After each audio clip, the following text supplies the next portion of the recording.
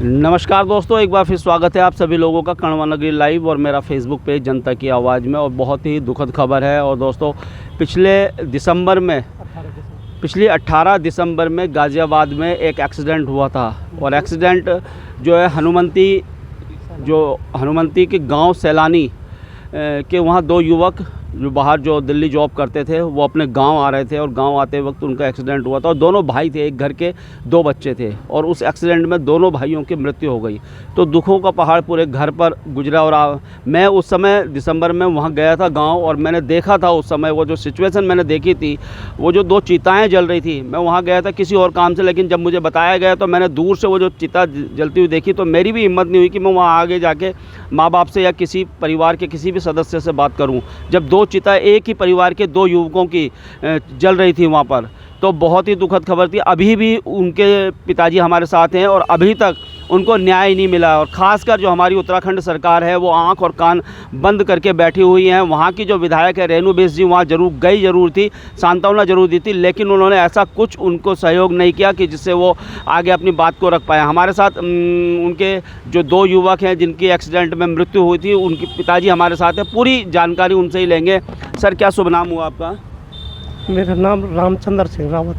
तो आपके दो बच्चे थे जी। क्या हुआ था सर, वो कब हुआ था? वो 18 दिसंबर 22 में छुट्टी आ रहे थे घर में।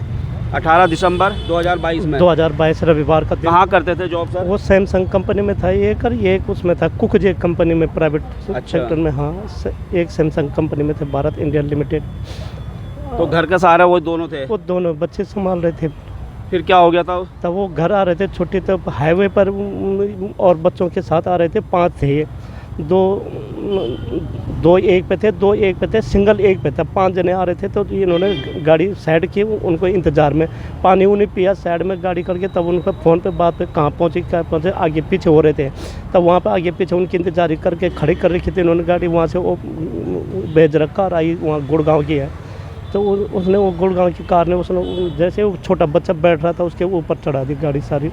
मोटरसाइकिल पे आ रही थी, अपनी मोटरसाइकिल। मतलब उस समय कोहरा वोरा भी होगा? ना कोहरा नहीं था। कोहरा तो नहीं था। 5 दिन बाद लगा। अच्छा, 5 लोगों को घर आना था। हाँ। लेकिन वो दो भाई वहाँ पर खड़े होकर उनका इंतजार कर रहे थे। 3 बाइक थी। अच्छा, 3 बाइक थी उनके दो पास। में डबल थे सवारी और एक में सिंगल थे। एक में सिंगल थे। तो वो इंतजार कर रहे थे अपने साथियों का? वो अपने इंतजार। पहले मेरा छोटा लड़का किसी और के साथ में था। दोस्त ही थे वो सब। तब मेरे बड़े लड़के के साथ में दूसरा लड़का बैठा हुआ था। तो उसने कहा तुम बैठ नहीं सकता, तुम मैं अपने भाई को ले जाऊंगा। अब या तो मौत लाया, या तो फिर क्या साजिश थी, या तो फिर क्या हिसाब हुआ था, या फिर कैसा उस ड्राइवर ने किया, मेरे को कुछ खबर नहीं है। तब कौन सी कार थी वो? वेजरा कार। अच्छा, वेजरा कार थी, गुड़गांव के है ड्राइवर। तो वो पकड़ा गया ना वहीं पर एकदम। तो दोनों बच्चों की वहीं मृत्यु हो गई थी? एक के तो तुरंत ऑन स्पॉट हो गया था। एक को हॉस्पिटल ले जाते हॉस्पिटल में भी थोड़ी देर रुका था। उन्होंने कहा अब तो इसकी हो गई। तो मेरे को 11 बजे जाके इन्होंने खबर की। 11 बजे पर सबसे पहले मेरे को मेरी लड़की ने किया, वहाँ से रुद्रपुर से खबर किया कि पापा उनका एक्सीडेंट हुआ। मृत्यु की खबर नहीं थी। उसने कहा पापा बच्चे दोनों भाइयों का एक्सीडेंट हो रखा ज़बरदस्त। तब चल तुरंत वहीं जाओ, वो मसूरी थाना क्षेत्र के पास में गाज़ियाबाद में। तो उस टाइम उन्होंने कहा कि जीवन हॉस्पिटल में है वो एडमिट, जीवन हॉस्पिटल में बुला रहे हैं। तो 11 बजे 9 बजे के ख़त्म हुए थे वो। 7 बजे वो मूव हुए थे कमरे से।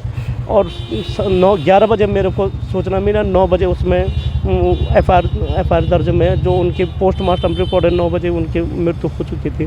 तो उसके बाद वो काफ़ी देर तक बचा जिंदा था वो बड़ा वाला। तो ये घटना कहाँ की है सर? ये घटना गाज़ियाबाद में है। मसूरी थाना क्षेत्र है ये, वहाँ पे चोपड़ा गाँव। अच्छा, चोपड़ा गाँव के आसपास थाना क्षेत्र, मसूरी थाना क्षेत्र के अंतर्गत आता है। वहाँ पे हुआ। फिर क्या हुआ? फिर ये हुआ तो मैं 11 बजे यहाँ से 12-1 बज गए थे मेरे को कोटद्वार आते आते। तो कोटद्वार आते आते 12-1 बजे हुआ। तो उसके बाद में मैं यहाँ से गाड़ी की कार, तो 1:30 बजे 2 जगह में गाड़ी ख़राब हो गई थी उसके पार से। तब मैं 1:30 बजे रात पहुँचा। तब तक उन्होंने बॉडी मेरी भांजी की रहती है वहाँ नोएडा में। तो भांजी उन्हें उसके जवाई थे और लोग हो गए थे वहाँ पर इकट्ठे थे। ये लड़के भी सब वहीं चले गए थे। पुलिस ने इनको रोक दिया था कि बस थाना नोएडा छोड़ के नहीं जाओगे अभी। तो इनको रोक रखा था। तो ये वहीं रहे अपने अपने कमरे में। और मेरे भांजी ने कहा कि मामा आएगा तो सीधा अपने बच्चों के पास हॉस्पिटल, जीवन हॉस्पिटल नहीं जाएगा। फिर उन्होंने कहा कि हिंडन वो है वहाँ, क्या बोलते हैं उसको, पोस्ट मास्टर, जहाँ पोस्ट मास्टर होता है हिंडन, अच्छा, हिंडन में होता है उनका पोस्ट मास्टर। हिंडन एक नदी भी है उधर। नदी है तो वही है हिंडन पोस्ट मास्टर, हिंडन नदी के पास ही में वो है, वो पोस्ट मास्टर वहीं से निकलते हैं, तो वहाँ उनका पोस्ट मास्टर होगा, वहीं बंद कर रखे हैं उन्होंने कहा। तो उन्होंने कहा मामा आएगा तो सीधा यही आएगा, सुबह जाएंगे पोस्ट मास्टर में, अब सुबह होगा, रात तो नहीं होगा, जब आएंगे तभी होगा। तब मैं रात में भाणजी के पास रहा, नोएडा में, बंगेल में, तब बंगेल नोएडा के पास रहा। तब मैं सुबह उठा तो उन्होंने 12 बजे का टाइम दिया था पोस्ट मास्टर के लिए, 12 बजे से पहले मत आना। तब 12 बजे उन्होंने पोस्ट मास्टर किया, 1 डेढ़ 2 बज गए थे, तब एम्बुलेंस तैयार किया। एम्बुलेंस भी सरकार द्वारा थी, यूपी सरकार द्वारा। उन्होंने फ़ोन, एकदम बात हो गई थी कि एम्बुलेंस के पैसे मत लेना उनसे, तो 2 एम्बुलेंस की थी कि एक एम्बुलेंस ख़राब हो गई, रात आते आते 2-3 जगह में ख़राब हो गया, बिजनौर के आसपास ही 3 बार ख़राब हुई एम्बुलेंस, एक ही नई एम्बुलेंस थी। फिर हम भटकते रहे पुलिस प्रशासन की तरफ से कि एम्बुलेंस दिलाओ। फिर हमारे साथ में जो सहयोगी थे, जो हमारे रिश्तेदार थे, इधर उधर से इकट्ठे हो रखे थे, जो अपने साड़ू भाई हैं, उन्होंने भी कहा कि भाई कोई भी दिक्कत है मेरे से फ़ोन पर बात करते रहना, थाने में जाओ बिजनौर के बाद। तो कुछ देर तक थोड़ा बहुत बिजनौर पुलिस ने भी हमको परेशान किया कि वहाँ पर कि उसने कोतवाल ने कि कौन है ये, किससे है, ये दारू पी रखी है, इस आदमी ने कि ये तरीके से बात नहीं कर रहा है, किसका फ़ोन लाया, तुम क्या लाए, डांटा उसने कि उससे बात मत करना। तो वहाँ पर उसने व्यवस्था करने की जगह में मेरे को थोड़ा बहुत मतलब प्रताड़ित, ये नहीं देखा कि इस बच्चे की दो बॉडी साथ आ रहे हैं, हमदर्दी भी नहीं जताया, रिक्शा वाले को भी नहीं आने दिया थाने के अंदर कि कैसे ला रहा है तुम, रिक्शा वाला अंदर आ रहा था, उसने परेशान किया थोड़ा बहुत, ज़्यादा नहीं, लेकिन उससे बात नहीं करनी थी कि मैं इस फ़ोन पे कोई कौन है, आखिर नंबर है कि कौन बोल रहा है, कैसे गंदी बात बोल रहा है या गंदी बोल रहा है, सही बोल रहा है, नंबर उम्बर डिटेल निकाल देता कि तो सुन तो लेता। लेकिन उसने सुनने की जगह में तो 2 आदमी मेरे पास बिजनौर पुलिस ने, उन्होंने एम्बुलेंस बोला थाने, वहाँ से हॉस्पिटल से निकालो, हॉस्पिटल को बोलो एम्बुलेंस की व्यवस्था थाने। देखिए, जिस बाप के 2 बच्चों की मृत्यु हुई है एक्सीडेंट में, बिजनौर पुलिस के जो थानेदार है उनका रवैया इस प्रकार से है कि वो उल्टा उन पे ही आरोप प्रत्यारोप लगा रहे हैं। हाँ। फिर उसके बाद क्या हुआ, फिर यहाँ पर लेके आए उसके बाद में फिर नजेबाद में, तब दूसरे नजेबाद की पुलिस की बड़ी सराहना है, रात को आए 1:30 बजे, वो 12 बजे करीब। तो नजेबाद पुलिस ने बहुत बढ़िया हिसाब से हमारे लिए मतलब बोलेरो किया। अब बोलेरो ड्राइवर को भी बताया कि इनसे 1 पैसा नहीं लेना, वो एम्बुलेंस वहीं खड़ी रही नजेबाद में। तो 1 एम्बुलेंस आई, 1 बोलेरो आई और 1 उन्होंने अपने और गाड़ी व्यवस्था की। मतलब तो नजेबाद पुलिस की तो बड़ी सराहनीय काम है, बहुत अच्छा काम से उनको तबियत से ड्राइवर को समझा कि किसी भी चीज़ की अप्रिय घटना हो गई, कोई लापरवाही से चलाए तो भाई ये देख लेना। तो उसको पेमेंट उसी टाइम कर दिया था ड्राइवर को पुलिस ने हमारे ही सामने कि ठीक ढंग से छोड़ के आना इन बच्चों को, ये भी इनके माता पिता बहुत संगीन स्थिति में है।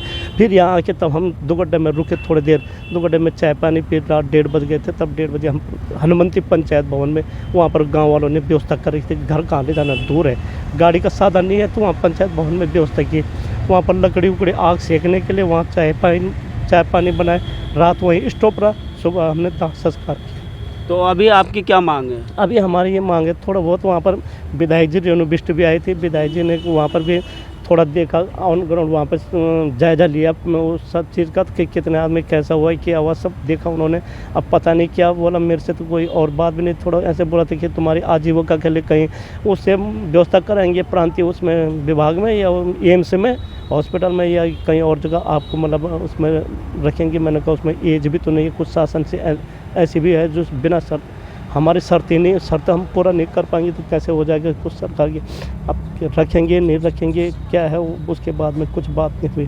तो रेणु बिष्ट जी आई थी वहाँ पर? आई थी, हाँ। तो कुछ सहयोग सरकार की तरफ से आपको? सहयोग सरकार, उत्तराखंड सरकार की तरफ से? ना अभी तक कहीं से कुछ भी नहीं हुआ। अभी डोगडा ब्लॉक से ईडीओ पंचायत भी आए थे, ईडीओ आए थे, उन्होंने कहा कि आपके समाज कल्याण विभाग से पेंशन बनेगी, वो तो तुरंत बनेगी, एकदम बन जाएगी, जैसे असहाय लोगों का ऐसे लोगों का। अभी तक कुछ भी नहीं हुआ, ना कुछ ले गए ना कुछ। अब जहाँ भी जाना है, मुझे जाना है प्रत्येक दरवाजे पर खटखटाने के लिए, किसी भी कार्य के लेके, मतलब हमारे पास कोई जनता नहीं, कोई सरकार नहीं आ रही। सरकार आपके द्वार वो भी नहीं है शासन से, उत्तराखंड सरकार की तरफ से पता नहीं कब हुआ, क्या हुआ, कुछ नहीं हुआ, कुछ ये भी नहीं है।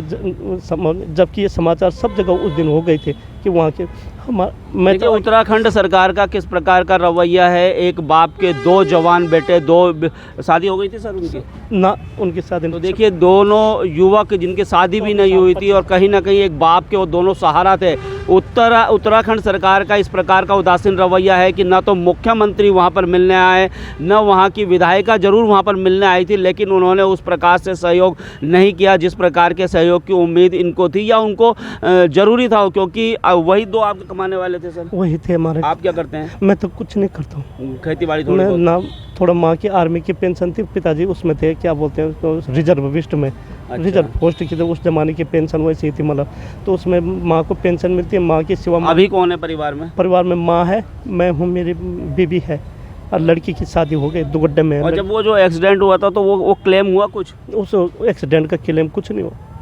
तो अगर उत्तराखंड की जो सरकार है, देखिए उत्तराखंड के दोनों युवक थे और आज इन्हीं के कारण ये जो हमारी जो सरकार है, इन्हीं के कारण ये युवा बाहर रोज़गार के लिए जा रहे हैं। किसी तरह से सोचते हैं कि यार अपने परिवार का पालन पोषण कर पाएँ, बाहर जा रहे हैं, गाज़ियाबाद जा रहे हैं, दिल्ली जा रहे हैं, चंडीगढ़ जा रहे हैं और दूसरी जगह में जा रहे हैं। इनका कारण कौन है? कारण ये सरकारें हैं कि अगर ये यहाँ पर रोज़गार के साधन उपलब्ध करवाए, पलायन के लिए मजबूर हो रहे हैं। और जिस प्रकार से एक्सीडेंट होता है, उत्तराखंड की सरकार के ना मुख्यमंत्री इस पर कोई एक्शन लेते हैं, न वहाँ की विधायिका हैं जो रेणु बेस जी हैं, वो ज़रूर मिलने ज़रूर जाती हैं, सांत्वना ज़रूर देती है, लेकिन उस प्रकार से वो काम नहीं करती है। तो इस वीडियो के माध्यम से वीडियो को इतना शेयर कीजिएगा कि उत्तराखंड के मुख्यमंत्री पुष्कर सिंह धामी जी, जो कि अपने आप को दबंग कहते हैं, और उसके बाद जो वहाँ की जो विधायिका हैं, यहाँ के जो सांसद है, सांसद तीरथ सिंह रावत जी आए थे क्या? नहीं आए थे। देखिए तीरथ सिंह रावत जी अभी घूम रहे हैं, अभी चुनाव आने वाले हैं, तीरथ सिंह रावत जी फिर घूमना शुरू कर दिया है। जैसे चुनाव आएंगे ये भी कटोरा लेके अपना